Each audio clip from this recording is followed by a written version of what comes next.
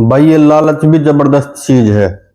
और कोई कोई इंसान तो इतना लोभी हो जाए है कि बस पूछो ही ना। तो आज इस लालच के ऊपर एक छोटी सी हास्य कथा सुनाते हैं आप लोगों को। तो क्या होता है, एक बार एक गांव में एक लाला जी था। और लाला जी था बहुत कंजूस। जो कया करो ना कति अखर कंजूस, मतलब जो मक्खी चूस, इतना कंजूस था वो। मतलब खर्चा तो उसने करना ही नहीं।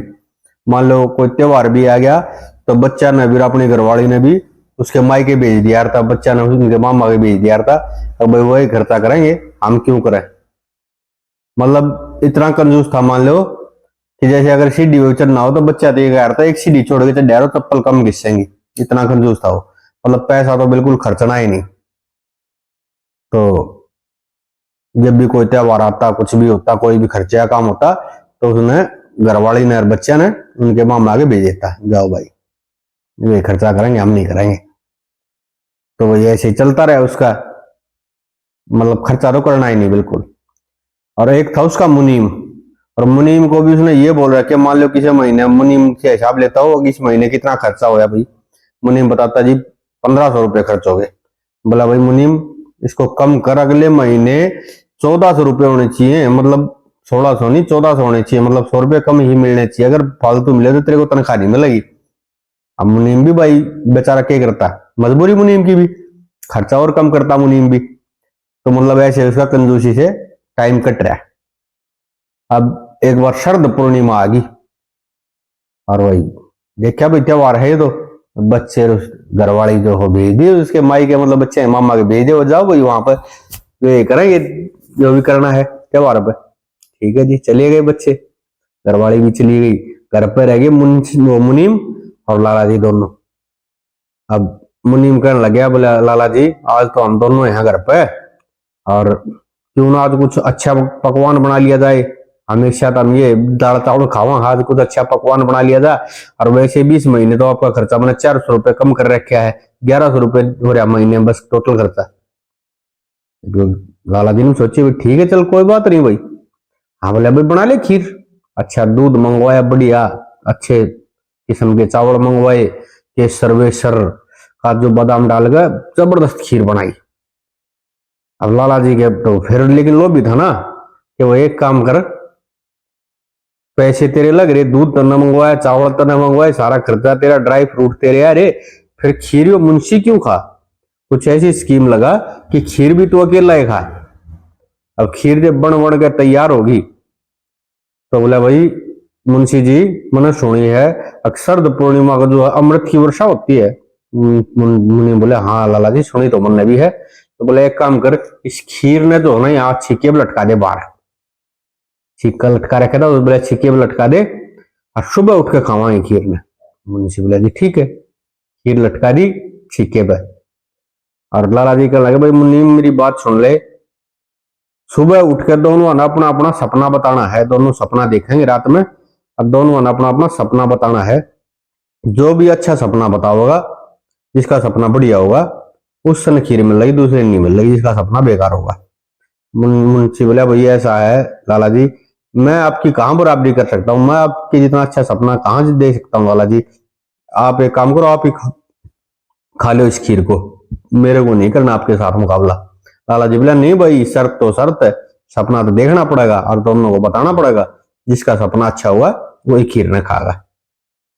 ये मुनीम क्या करता बेचारा, नौकर था। ठीक है जी लाला जी सुबह की सुबह देखेंगे। दोनों अपने अपने कमरे में लेट गए। ये मुनीम सोच रहा सुबह तो तने खीर मिलनी नहीं, लाला जी तो ऐसा सपना बताओगा तू सोच भी नहीं सकता। अब बावन बुद्धि है वैसे भी तेज है, तो ऐसा सपना बता देगा तू सोच भी नहीं सकता। और भाई खीर ने तो खाता ना तो मिलनी नहीं। तो एक काम कर, खीर ने खा ले अपने भाई अपने हिस्से की ने। मुनीम गया बाहर, अर्ची के ऊपर तारी खीर लगा खान। खाते खाते थोड़ी देर में सारी खीर ने खा गया।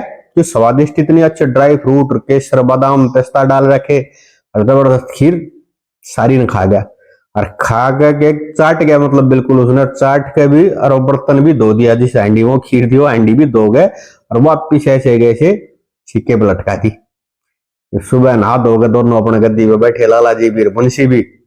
और लाला जी बोला भाई मुंशी बता सपना। मुंशी बोला लाला जी मन ने तो बहुत बुरा सपना है, बहुत बेकार सपना आया है, और मेरी छोड़ो आप अपना बताओ। लाला जी सोच सक भाई सपना ऐसा बताना है, अभी सोच भी नहीं सकता। बोला भाई ऐसा मुनि मन्नत इतना जबरदस्त सपना आया, रात में जो है ना इंद्र भगवान खुद आया मेरे पास, और साथ में और भी देवी देवता। और वही इंद्र देवता मेरे को अपने साथ लेकर गया, अपने पालकी में बैठा गए। सब सभी देवी देवता मेरी पालकी ने पकड़ रहे हैं, और इंद्र देवता आगे आगे चल रहे हैं और स्वर्ग में लेके गया है।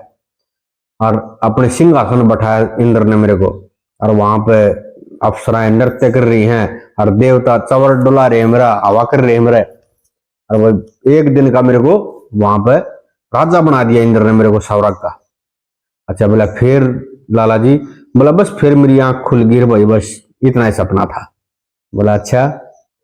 बोला भाई मुंशी अब तू और बता। मुंशी बोला जी मेरा तो बहुत बुरा सपना था लाला जी। बोला भाई बता तो सही क्या सपना था। बोला लाला जी मेरे सपने में तो 2 यमदूत और यमराज आ गए खुद। बोला अच्छा रहे फिर। बोला जी यमराज यमदूत तो मेरे एक पैरा की तरफ खड़ा हो गया, एक सिर की तरफ खड़ा हो गया, यमराज खड़ा हो गया, कहती मेरे ऊपर छाती पर गदा ले गए। और बोला खड़ा हो।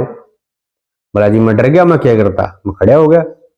और बोला एक काम कर, इस खीर की हंडी ने उतारे। बोला जी मैं नाट्या। बोला जी मैं नहीं उतारूंगा, ये तो हमारी शर्त लाग रही मेरी लाला जी। बोला उतार। बोला जी मैंने डरते ने उतार ली, ये क्या करता है, क्यों यमराज धमकी दे, अगर नहीं तारा तना स्वर्ग नरक में भेजे साले। कोई बात नहीं जी मैंने उतार ली। फिर यमराज कहने लगा बोला खीर ना खा। बोला जी मैंने मना कर दी। बोला नहीं जी खीर ऐसे नहीं, जो सपना बढ़िया देखा वो खागा, हमारी शर्त लाग रही है। और यमराज ने मेरा 2 गदा ठोकी जी, खाई ना मैं जान तो मारूंगा तो। बोला जी मैंने डरते ने सारी खीर खा ली। फिर यमराज बोला इन्हें चाट। बोला जी फिर मैंने सारी खीर चाट ली। और फिर बोला इसने 2 बर्तन ने। बोला जी फिर मैंने एंडी 2 भी दी डरते ने। और बोला इसने वापिस रख दे। बोला जी फिर मैंने वापिस रख दी। लाला जी बोला यार तेरा तो बहुत बेकार सपना था। बोला उतार के लेते खीर ने खावांगे, मेरा सपना अच्छा था, मैं खाऊंगा खीर ने। खीर तारी वो अंडी तारी तो कुछ ना, अंडी में तो अंडी। मुंशी खा रहा पूरी खीर ने। बोला यार मुंशी इसका मतलब ये सपना सच्चा था, तो सच में यमराज आया था, यमदूत आए थे। बोला हाँ लाला जी बताने तो लग रहा। लाला जी बोले फिर आराम खोर ना, मैं जगाया क्यों नहीं। बोला जी जगाता कड़े था, अब तो सरकार आग करने लगे, इंद्र की गद्दी पे बैठे थे, मैं कड़े थे जगाता अपने, मैं अड़पड़ा धरती पे खाएगा सारी खीर ने मुंशी। तो वही कई बार जो है ना ज्यादा बुद्धि भी सेज है इंसान ने, और लोभ तो कहती है मतलब बहुत बुरी चीज है। वो एक बार और नहीं है, एक घना लोभ भी लाला जी, कसु ताखर मतलब खर्चा करना ही नहीं उसने। और वही 2 एक और हुआ यार, वो टकरा गया, वो भी लोभी, वो उससे भी ज्यादा लोभी। वो बोला भाई लाला जी किस तरह के काम चल रहा है। बोला भाई काम के चल रहा है, मौज ले रहे। हाँ बोला गुड़गाम में गया था 2-6 महीने पहले, और बाउडी तो लिया था पहिया की, और बस सारा कुण बकती जी से ले रहे हैं कत्ती घी की चौपड़ी। हाँ हाँ। बोला अच्छा 6 महीने हो लिए पहिया घी में शायद रहे हो। हाँ बोला पहिया घी लिया था मंडी में था, और एक बोतल में गाल दिया कांच की में, रोटियां के ऊपर का बोतल ने फेरा, और अपना खा लिया रोटियां ने। भाई तुम तो बोला कसूते हो। और बोला भाई लाला जी थम। बोला भाई मैं भी 1.5 साल पहले लिया था पहिया घी, हम भी नहीं जी सा ले रहे हैं। बोला तन्ने किए करे भाई। बोला जी मैं ले आएगी ना लाला जी, और ले आगे के डिब्बे में गायल कर अलमारी में धरकर अलमारी का ला दिया ताला। बोला फिर। बोले जब रोटी खा अपना अलमारी कर लिया रोटियां ने, और जी से ले रहे हैं कहती घी लिया। हाँ एक और भाई नहीं घना कंजूस आदमी था, घना कंजूस। अरे भी इलेक्शन का टाइम चल रहा है, तो इलेक्शन तो पहले आचार संहिता लाग गया यार। और कंजूस वो इतना घर में साग सब्जी क्या करे, मतलब कुछ भी ना लेना, घना कंजूस। बीरबानिया मराद में सब जगह चल अब आचार संहिता लग गया, आचार संहिता लग गई। एक दिन वो आया घर में, उसकी घराड़ी ने पूछी, अन पूछते बोले आचार संहिता क्या हो जाए, सब न्यू का आचार संहिता लग गया, आचार संहिता लग गई। हाँ ले संहिता रहेगी है ने। बोला पागल तनी से बात करना बेरा। बोला नाम मन तना बेरा क्यों हो आचार संहिता ने। बोला बाउड़ी तने या इलेक्शन रह गए ना, इलेक्शन इलेक्शन आचार गले रोटी खानी से या हो आचार संहिता। भाई एक और नहीं है, घना कंजूस आदमी, घना लोभी, और बाबा दूर दूर तक रुका पट रहा है। बोला कसूता कंजूस आदमी है, कसूता कंजूस आदमी है। एक जना बोला भाई यो के कंजूस है, इससे भी कंजूस। बोला वो फलाने गांव में है रामकिशन। वो बोला भाई मेरे भी कंजूस। बोला हाँ बिल्कुल कंजूस। ने बोला भाई उससे फेटूंगा, मिलना चाहिए ऐसे आदमी जो मेरे भी कंजूस है। बोला ठीक से भैया फेटा। वो चलिया और जागा भाई एक टोकरी ही ले रहा हाथ में फड़ा की, और जाकर माया रोका, भाई रामकिशन रामकिशन जा रहा था कितना गांव, रामकिशन का छोरा है लकड़े का। बोले हाँ जी। बोला भाई मैं फलाने गांव तो आया हूँ, अब वो रामकिशन से मिलना था। बोला जी मेरा पिताजी तो बाहर जा रहे हैं और आप आओ अंदर। हाँ बोला भाई मैं तेरे पिताजी से मिलने आया था, और भाई वो उपहार भी ले आया था तेरे पिताजी खतरे। टोकरी पकड़ाई थी। बोला अच्छा जी उपहार भी लाए थे आप। टोकरी पकड़ी जोरे देखा भाई, मैं क्या बदन तो दिखता ना, फड़ा की टोकरी दिखा जा, भीतर ने ले जा खोली तो टोकरी के भीतर कागज, और कागज पे अंगूरा का गुच्छे छाप रखा, 2 अंगूरा गुच्छे उस पर। बोला भाई ठीक, मेरा बाबू तो छाप जो था पर यो भी कसूता ही है। बोला अच्छा जी। बोला भाई तेरा बाबू एक होने फिर आवांगे चलना हम तो। बोला जी ऐसा है, मेरा पिताजी तो है नहीं, मैं खाली आता आपने भेज नहीं सकता, और ऐसा है ना तो मेरे बाप पिताजी गुस्सा करेंगे, मैं भी अपना कुछ न कुछ देख भेजूंगा। हाँ बोले दे भाई के देगा। छोरे ने ऊपर ने हाथ करे, बोले ले 1, और बोले ले 2 आम पकड़ा। बोले ये क्या भाई? बोले जी 2 आम है, ये आप बैठ के रूम में ले जाओ। और जब मैं जो था वो था, मैं कम से कम कागज पतले आता ही आते सारे करके शायद दिए डेक्की ने, और वो चले गया। कसू तो अब छोरा ही था, तो बाबू तो कितना कंजूस होगा भाई। जो अगले दिन का बाबू आया और उन्होंने बताया, बोला पिताजी फलाने गांव से एक आदमी याद आपने मिलना। बोला फिर भाई?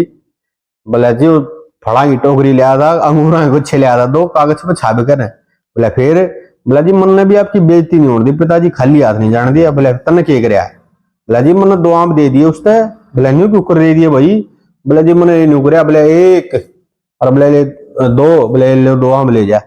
वो बाबू ने खींच के मारा थप्पड़। बोला आराम खोर तू बर्बाद करेगा मैंने। बोला के बात बाबू? बोला आराम खोर छोटे नहीं दे सका, इतने बड़े बड़े देने की जरूरत थी।